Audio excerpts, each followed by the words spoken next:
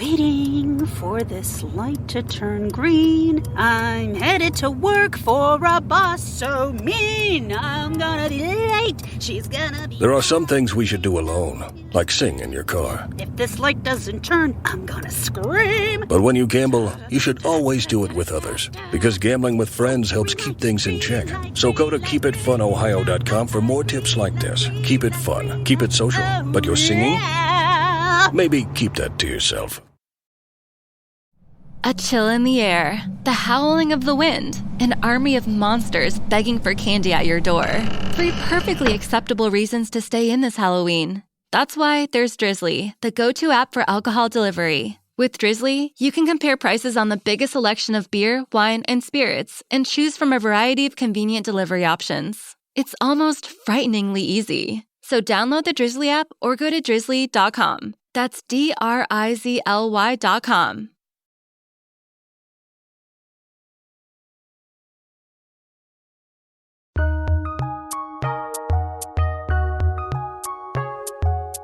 Welcome to the Fantasy NBA Today podcast.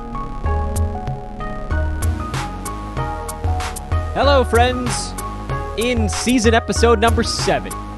Said I would try to keep that nonsense going, and nonsense going, it continues. I am Dan Bespris. This is Fantasy NBA Today, a sports ethos presentation. Welcome to the show. Tuesday, October the 25th, we have officially completed one full rotation of NBA games. Tuesday to Monday. Not really how we keep track of things. Tends to, weeks end on Sunday, but just something here for the beginning of the season. We still have a lot of beginning of the season joy to squeeze out of these games. So, we rumble into it. Yesterday was reverse chronological lightning round. Today, we just looking back at Monday and anything interesting that's happened. One thing that I do want to do over the course of this year, and you'll hear more of it as we go, is we'll get some more guests on the pod. Not just because it's important to hear other opinions on the show. To a certain degree, it might even be more helpful to only hear one opinion on a podcast. You kind of just roll with the thing.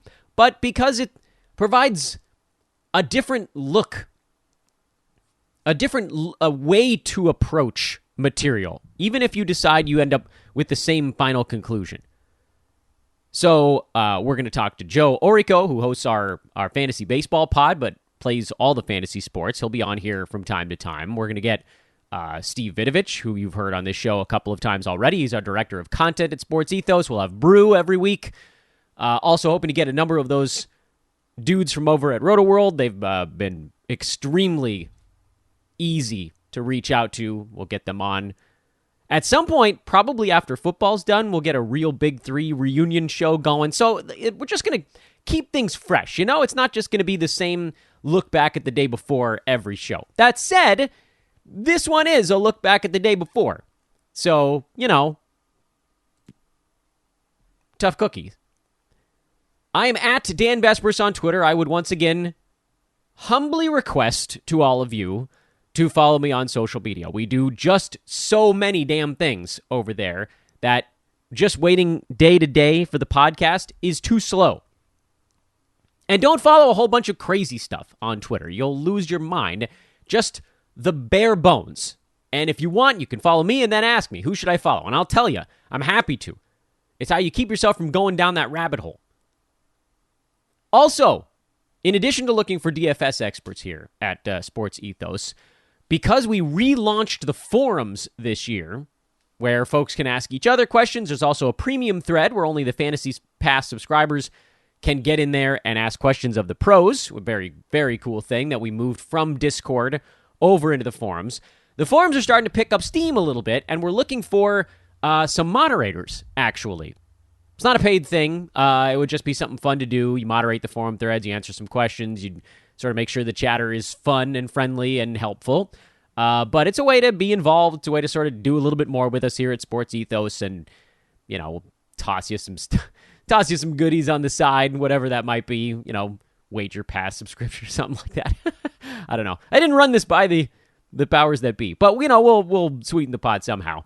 So hit me up on Twitter if you're interested in getting involved in that. It's at Dan Bespris again, or email roster@sportsethos.com. We'll get you situated post haste. Monday, Indy lost in Philadelphia. Sixers finally got their first win of the year against a team that's trying to lose ball games, and that's all well and good. James Harden is the number one player in fantasy sports right now. And I would say it's not close, but it actually is kind of close because Luka is number 2, interestingly. He's shooting 95% at the free throw line, which may be unsustainable. And, 2.5 defensive stats for Luka, also probably not quite sustainable. That said, he's off to a great start, as is Harden. Jason Tatum's number 3. Steph Curry, number 4. Andrew Wiggins, number 5. One of these things is not like... Ja, number 6. By the way, shout out to Brew. He had Ja ridiculously high this year. Freddie VanVleet, number 7. John Collins is number 8. He's been awesome. Donovan Mitchell, number 9, with no Darius Garland around. DeJounte Murray, number 10. Anthony Davis, 11. And Giannis Antetokounmpo is number 12. Giannis still has only played 2 ball games. Same deal with Luka. Just easing into the year a little bit. Nikola Jokic, number 16 so far this year. But some of this is small sample size theater because Jokic is still averaging 20, 10, and 9.5 with a steal on 64% shooting from the field. He just hasn't taken that many shots yet. He's actually been better at the free throw line this year. Things are going to level off. This is what's important to bear in mind. If Jokic just keeps doing the same thing he's doing, he'll just move up into the top 5 or 3 as the season trucks along because you look at some of these other things, you're like, okay, well, that's not going to stick. Like Luka's free throws, Luka's steals, Luka's blocks, Tatum's field goal percent. There's some very obvious stuff. Harden's field goal percent also.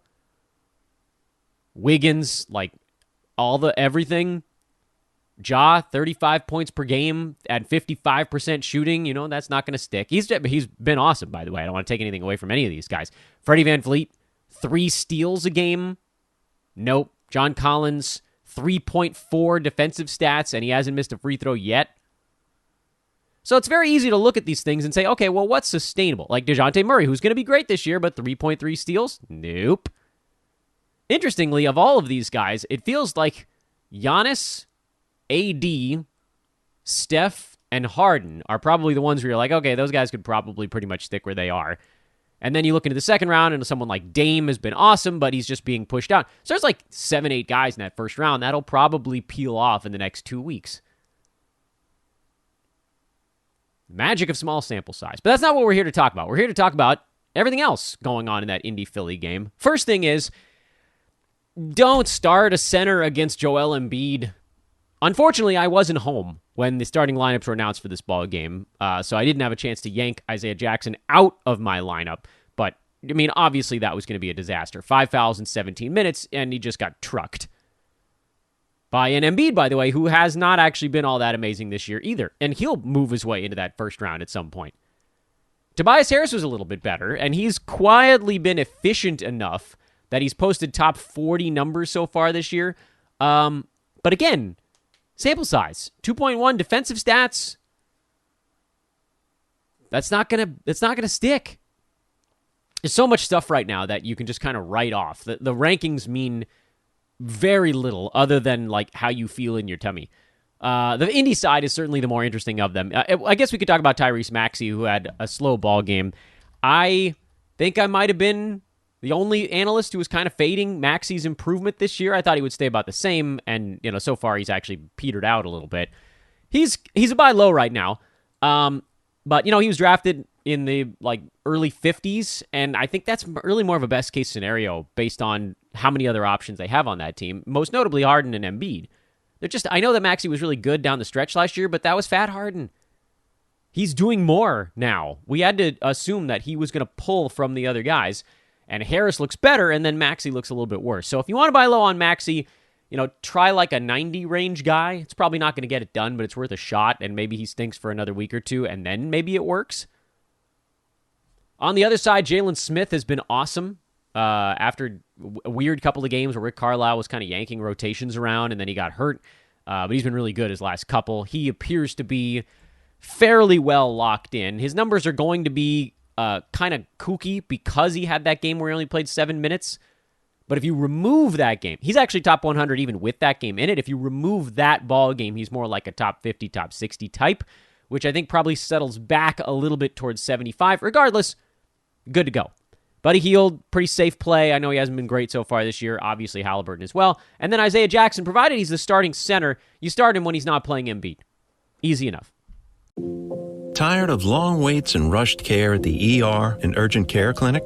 Next time, stay home and let Dispatch Health bring the power of the hospital to you. I call Dispatch Health. A care team of medical professionals actually come to your house. They're the same caliber of people that you would see if you were at a hospital or an urgent care. Dispatch Health can treat most non-life-threatening emergencies. They can do the x-rays, they can do stitches, urinary tract infections, blood test, urinalysis, ultrasound. It's almost everything that they can do at the ER. You never feel rushed. They're there for you and only you. I felt like their only patient. And it costs no more than a trip to urgent care because Dispatch Health is covered by most insurance, including Medicare. See if we serve your home at dispatchhealth.com. Dispatch Health really went above and beyond. It's wonderful to have care come to your home. House calls are back, and they're better than ever. Learn more at dispatchhealth.com. A chill in the air, the howling of the wind, an army of monsters begging for candy at your door. Three perfectly acceptable reasons to stay in this Halloween. That's why there's Drizzly, the go-to app for alcohol delivery. With Drizzly, you can compare prices on the biggest selection of beer, wine, and spirits, and choose from a variety of convenient delivery options. It's almost frighteningly easy. So download the Drizzly app or go to drizzly.com. That's DRIZLY.com. Toronto beat Miami. You know, not that it matters all that much, but we all remember what the teams that are winning or losing a lot are doing. It's easy to forget what the teams that are kind of in the middle are doing right now. Raptors and Bulls are each, I don't know why I said Bulls. Raptors and Heat are off to kind of whatever starts. Raptors are 2-2. Heat are 1-3 so far this year. Freddie VanVleet was very good again. Siakam's been awesome so far this year and played 42 minutes in this ball game. He's averaging 38 on the year already. VanVleet 39. Oh no. The little injury is coming. Siakam, by the way, ranked number 35 in 38 minutes a game. He's been really good, but the free throws have been quite bad for Siakam until this one. Precious Achiuwa, 10 points, 22 rebounds. That's the guy you probably wanted me to talk about on this show.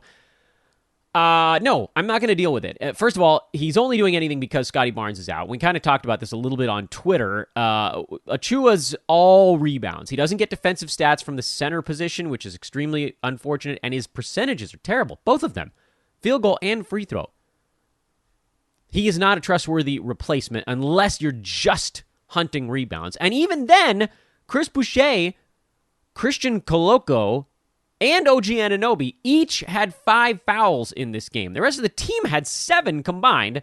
Those 3 guys had 15. Boucher only got 12 minutes. Some of that was foul trouble. Some of it's just because he was coming back. But we know from last year that when one player is out on the Raptors, that's when Boucher can cut in. And he was great, actually, in his 12 minutes. His usage was high. It was like old-fashioned Boucher. He was just out there hucking away, and he made 4 out of his 5 shots. It was beautiful. I don't know how long it's going to take for him to get his legs under him. Probably too long when you consider Barnes probably won't be out all that for that, much of an extended stretch. So I don't trust Achiuwa. I'd rather go Boucher, but he's not quite ready to go. So when you look at it from that perspective, you just say meh and leave it alone. Someone on Twitter was asking me what to do about OG Anunoby, and the answer is just chill. Like, he's shooting 38.5% from the field, and yet somehow he's still inside the top 75. So you figure when that number comes around to low to mid 40s even, he bounces back up towards the 50 to 60 some odd range, and he'll be fine. Because the Raptors play their starters excruciatingly high number of minutes, and he's with them too, provided he's not in foul trouble, which he was. Jimmy Butler is somehow, believe it or not, a buy low. He's averaging 23, 7, and 4 on the year, and he's a buy low for one reason alone. He's averaging a half a steal a game. He has 2 steals in 4 ball games. This is a guy that last year would have been closer to 8 steals in those 4 ball games, and that's it. That's basically the difference. Year over year, his assists are a little lower than last year. Rebounds, I think, are a tiny bit higher. I mean, that type of stuff levels off. Everything else is almost the same. So you just crank him from sub-league average in steals to the best steals guy in the NBA, and he goes to being a guy who's valued near the turn. I don't know what it would take to get Jimmy Butler. There's a lot of fear around his health, and there should be. Miami getting off to a bad start is actually really good for Butler playing in additional ball games. We need them to lose a few so that they kind of have to have him in there to win a few. But, like, everything else is fine. Just steals. One of these games coming up, he's going to have a 6-steal ball game, and he's going to jump from 40-something to, like, 15. That's the magic of early season stuff. Like, we were talking about Lauri Markkanen on Twitter being a first-rounder going into yesterday's game. He had one bad shooting game, and he dropped from number 7 to number 38. Which, by the way, still good, but that's how far you can move. And it wasn't like he was... Well, I guess he missed all of his free throws. That one hurt maybe even more than the other stuff. It's just like one good game, one bad game right now is everything. Kyle Lowry had a bad game, had 2 good games, and then had another bad game, and so he's ranked at 130, shooting 28% from the field. I saw someone say they were panicking about Kyle Lowry right now. I'm like, what are you doing? Like, I know he's not a good shooter, but if you literally just adjust... That's a bad sequence of words that I threw all together for you right there. If you simply adjust for field goal percent, that'll take care of getting him back into fantasy startable. The assists are a tiny bit lower than we'd like, at only 4.5. Last year was at 7.5. I think those probably do trend up a little. Remember, he had 4 in the first game, then he went 6-6 back-to-back, and then the Heat just couldn't shoot to save their lives yesterday, so it dropped back down to 2. He's probably going to work his way back up into the 6 range. And then everything else you look at with him is pretty much in parallel with last year. The turnovers are lower, steals are a tiny bit higher, but he's a career 42 and change percent shooter. Last year he was at 44, year before he was at 44. If you adjust him from 28 to 44... he pretty much becomes last year's Kyle Lowry with slightly better free throw numbers and slightly worse assists. What are we panicking about? Dude's shooting 28%. Do we really think that's just going to last all year? No. Maybe it comes down from 44 to 42, but not 28. So let's keep the panic in our pants a little bit longer here. Meanwhile, Tyler Hero, 15 rebounds. I didn't see that one coming. He's number 34 on the season so far. That's another thing that's going to come down. He's not going to average 9 rebounds a game.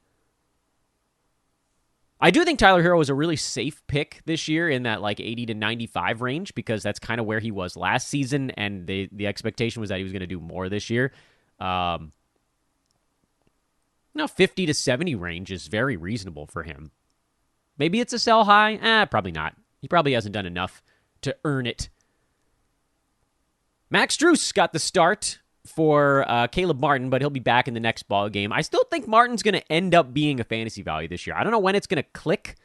Miami as a team just kind of stinks right now. Their defense isn't very good. Their offense isn't very good. This game looked like 2 teams that were straight drunk playing each other. First to 95 wins. Anyway, Knicks beat the Magic 115-102. How have the Knicks done so far this year? They're 2-1. That's okay. Can't keep track of that thing. What's it like? The playoffs, you can get it, and when you're at the very end of the season, you're looking at that stuff. Early in the season, it's hard to remember who's kind of in the middle.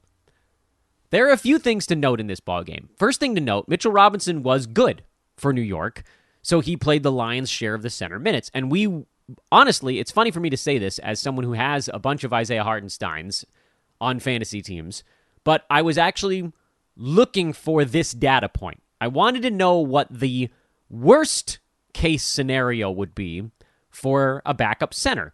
And it seems like Hartenstein is going to get 18 minutes per game if everything goes right for Mitchell Robinson and everything is just sort of fine for Hartenstein. And he was still okay. 7 points, 9 boards, a steal. The shooting could have been a tiny bit better for him. You figure in 18 minutes he might sort of bungle his way into 1 block or 1 or 2 assists. So, overall, it wasn't a great ball game.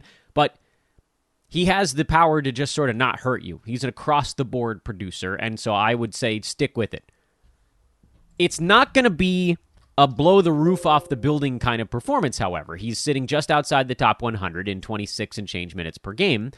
And again, a lot of that is small sample size stuff because 10 points, 9 boards, a steal, and a little under a block would normally get you inside the top 100. They're just like some guys in there that won't be there in a little bit.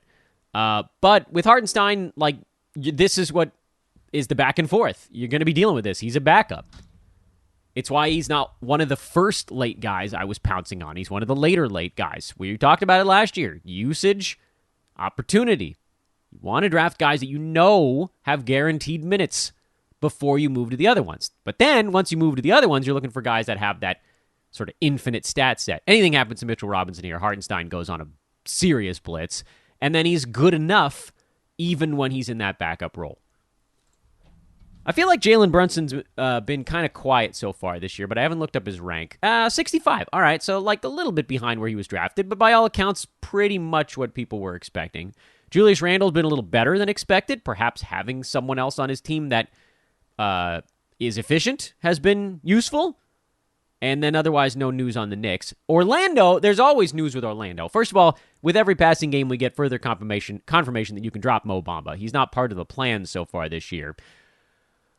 Additionally, Terrence Ross, the slowdown, as we kind of expected, but he still played 33 minutes, so head-to-head side, he's very much a guy you can play. He's like just a cut above streamer level at the moment.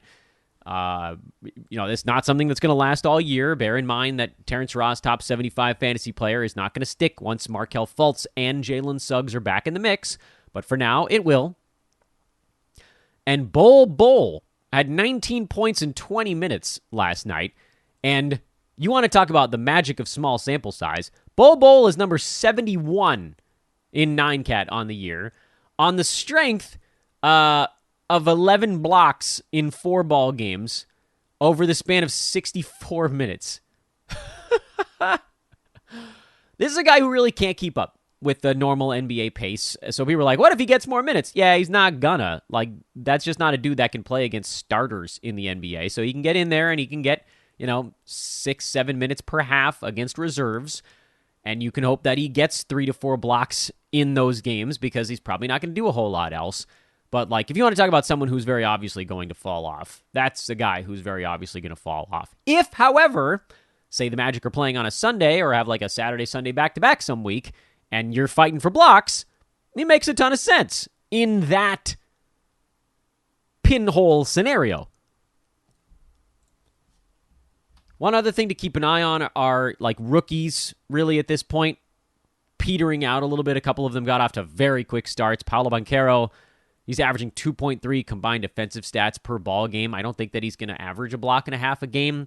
I also don't think that the percentages, particularly free throws right now, he's a positive. 9 free throws a game at 81%. That's probably not going to hold. And you're going to see a little bit of exhaustion. He's playing 34 minutes a game already.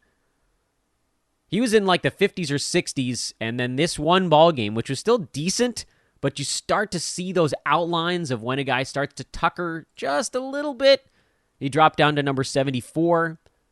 I think right now is an opportunity. If you wanted to sell rookies after the first few big ball games would be the time to do it. If you want to buy them, it's after they're in one of those rookie slumps, because they're going to happen. I don't know when. I'm not a soothsayer, but I know they're going to happen at some point. It always does. It's like 100% of the time. People were asking me why I was not big on the Franz Wagner thing, and it's because I figured Paolo was going to take all of his stuff. That was fairly straightforward. It just felt like there was going to be a logjam. And again, they're missing 2 ball handlers right now. It's just going to get worse. That team's a mess, fantasy-wise. Utah finally lost the game. Lauri Markkanen cooled off. He'll be fine.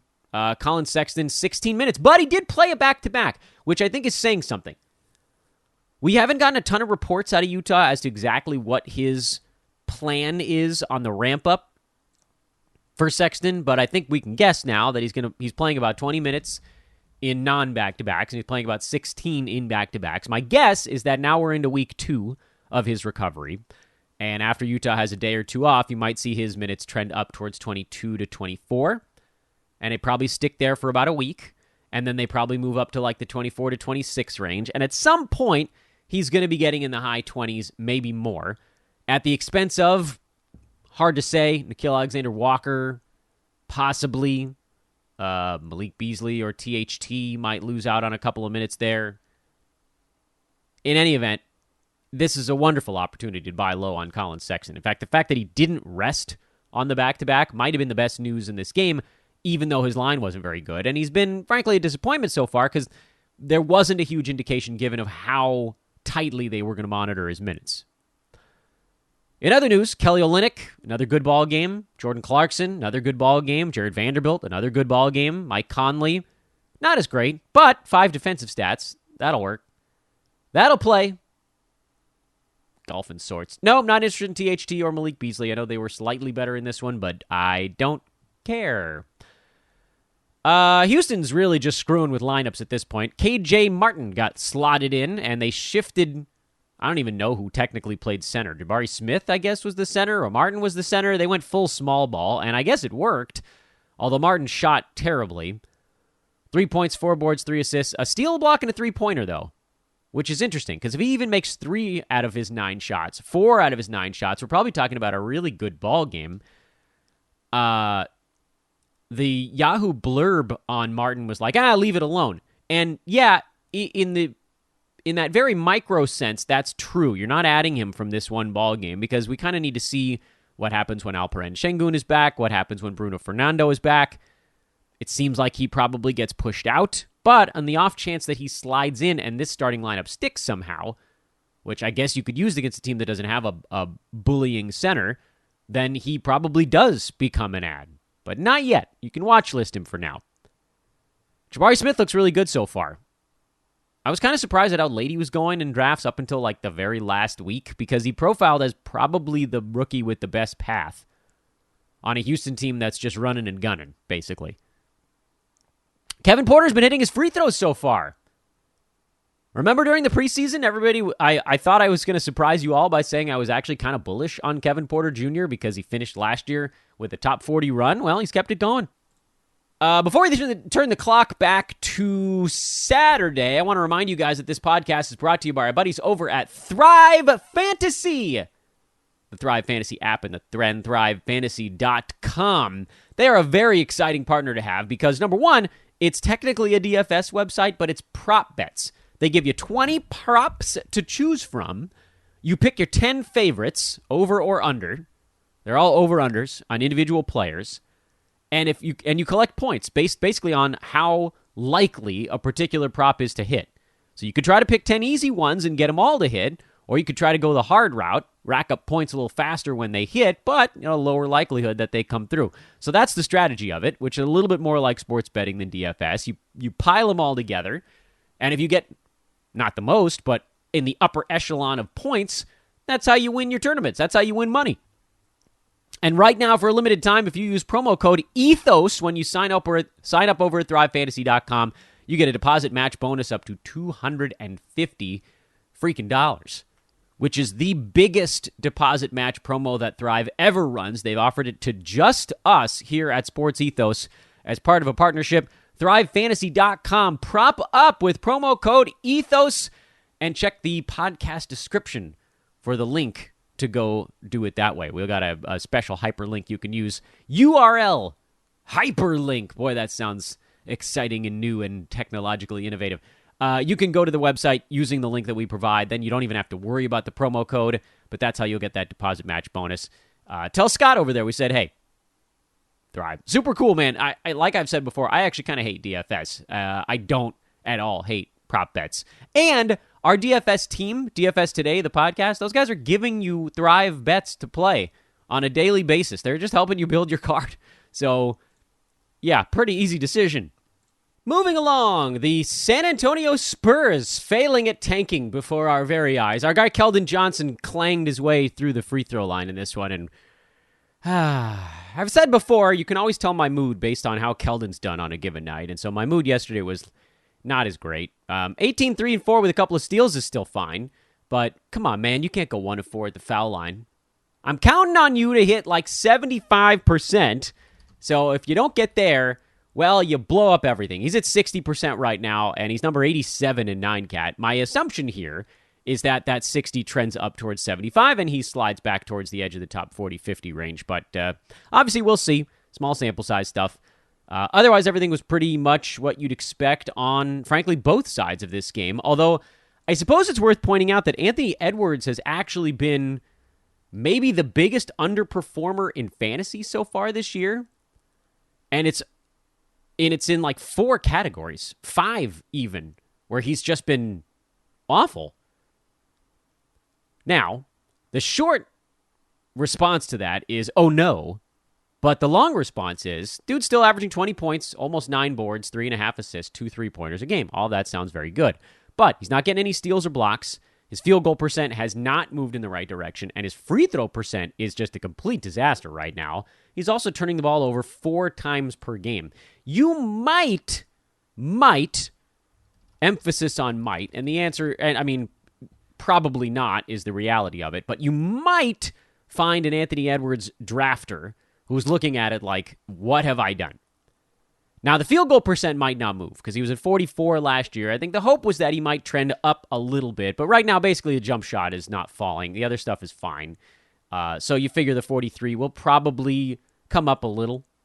Free throw percent, he was at 78 his rookie year, 79 last season, so this will probably get into the mid to high 70s at some point. It's not there yet. Rebounds are going to come down.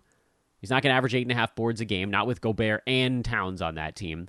But this is a dude who in starters minutes last year was at 2.1 combined defensive stats, 1.5 steals, 0.6 blocks. Right now, he's at a 20% clip of that on steals and half in blocks.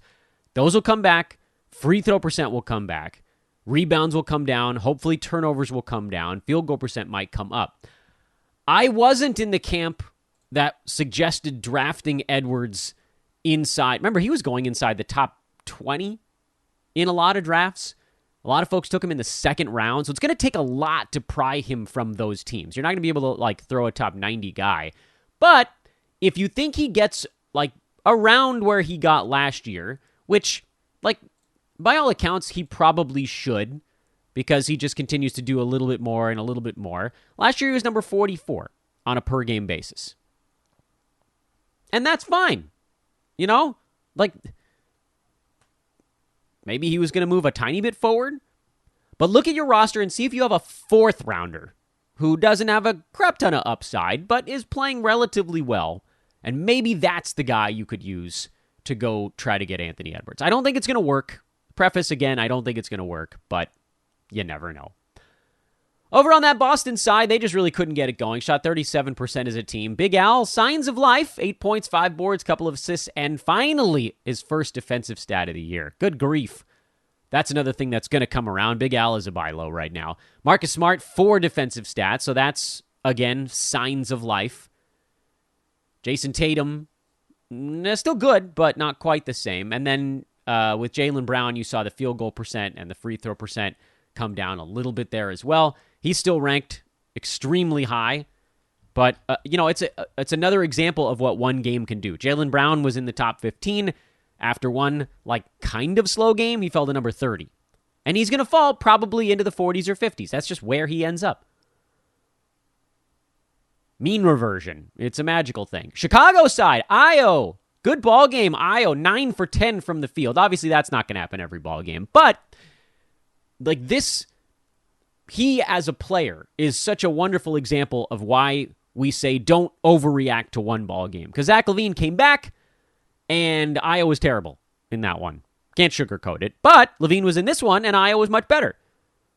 And again, I saw a lot of folks that were like, I got to drop Io after one bad game. I'm like, no, come on, what are you doing?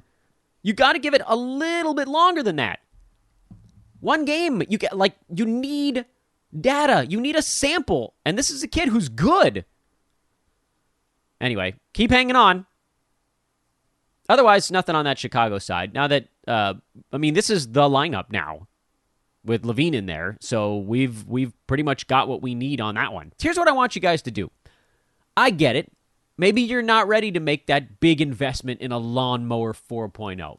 Maybe you don't need a massive sideburn trimmer. It's not massive. It's just like the idea of it is massive. Start with something smaller. Okay? Do that for me. Move to something smaller like, say, the 3-blade razor, which is fantastic. I use that as well. The 3-blade razor which I think they call the shaver, is only $20. It comes with 4 replacement blades as well, so it's going to last you. I don't know how often you guys go through blades. If you're shaving your face every single day, then you probably go through blades a little bit faster. But for many folks, every day, every other day, every whatever, like week, the work at home era, 4 blades might last you like a quarter to a half a year.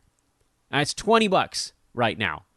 And then if you use our coupon code Ethos20, you can take another 20% off of that and drop it down to $16 plus free shipping on your order.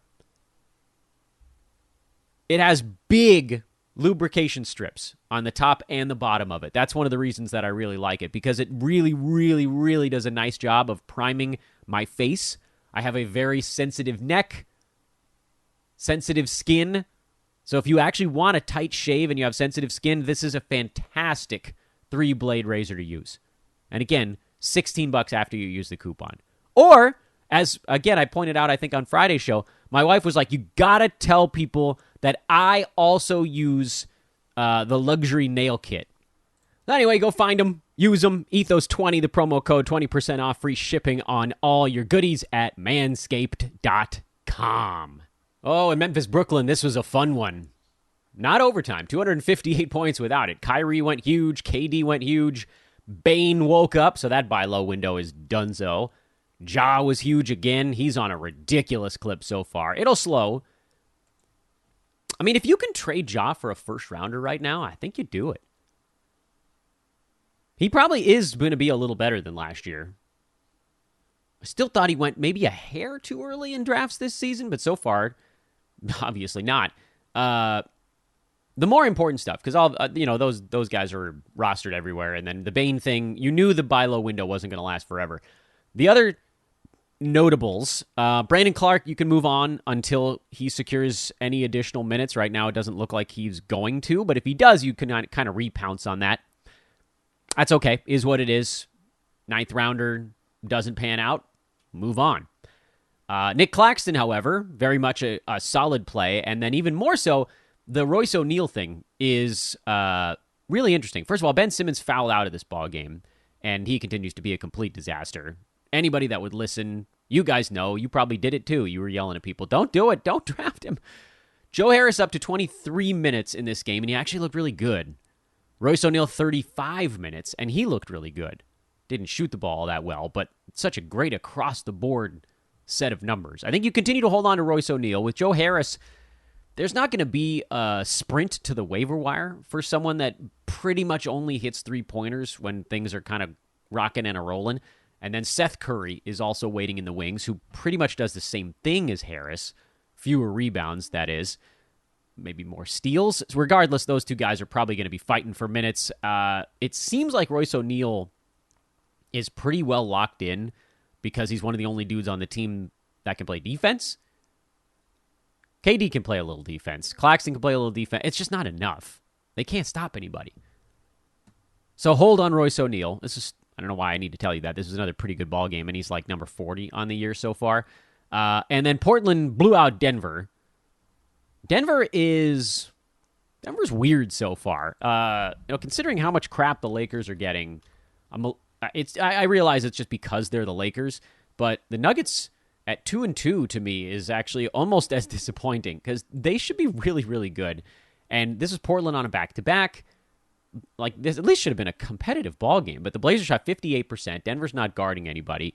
Jokic, 9-9-9, seems a little bit passive. He was in foul trouble, so that hurt also. Michael Porter Jr. looks pretty good, actually, so far for the Nuggets. He's number 47 on the year. Much faster start than I expected. Jamal Murray got off to a quick start in this game and then completely fell apart. He doesn't have his legs underneath him yet.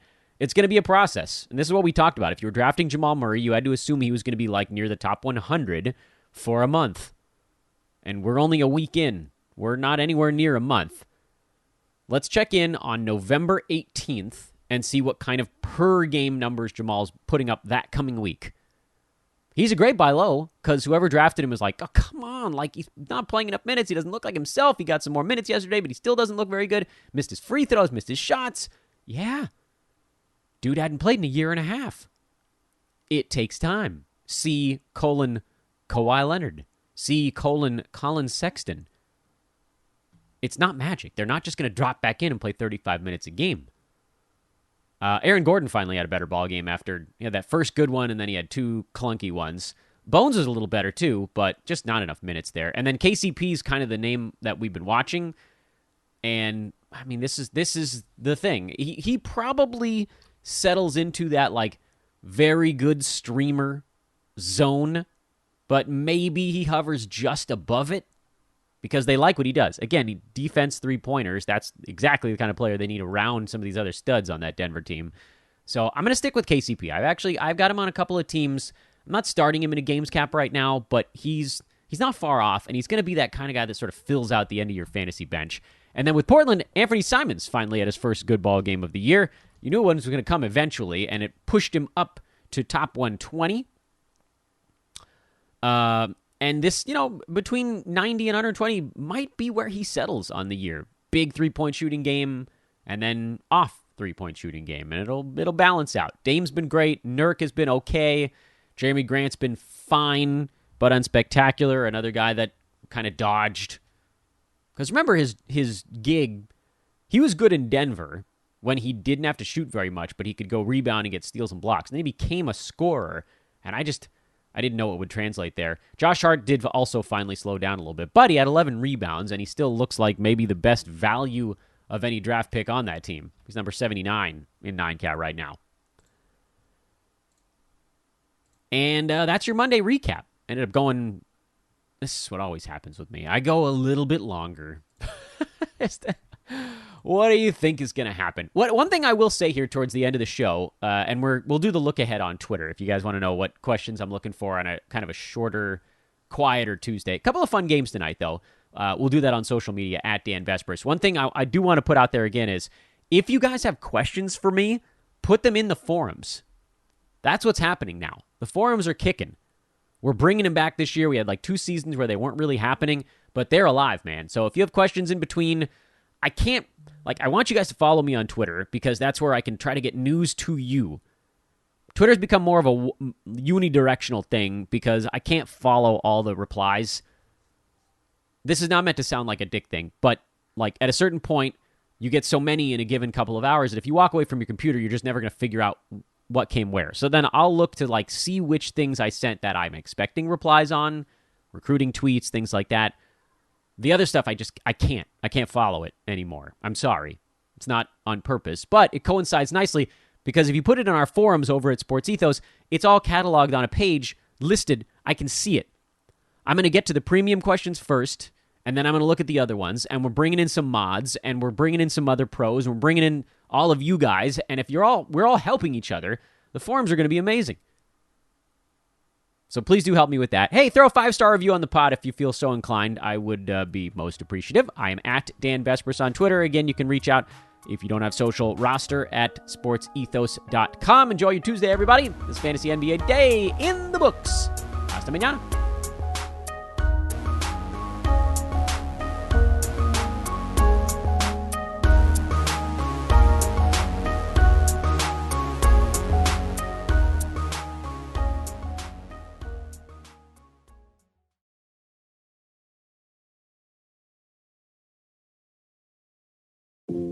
Tired of long waits and rushed care at the ER and urgent care clinic?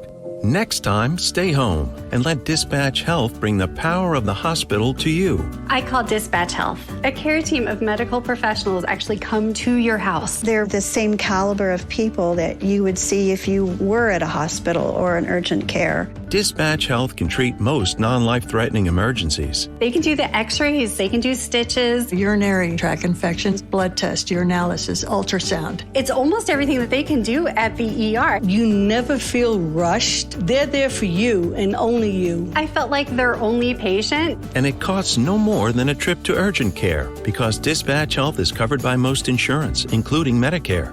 See if we serve your home at dispatchhealth.com. Dispatch Health really went above and beyond. It's wonderful to have care come to your home. House calls are back, and they're better than ever. Learn more at dispatchhealth.com.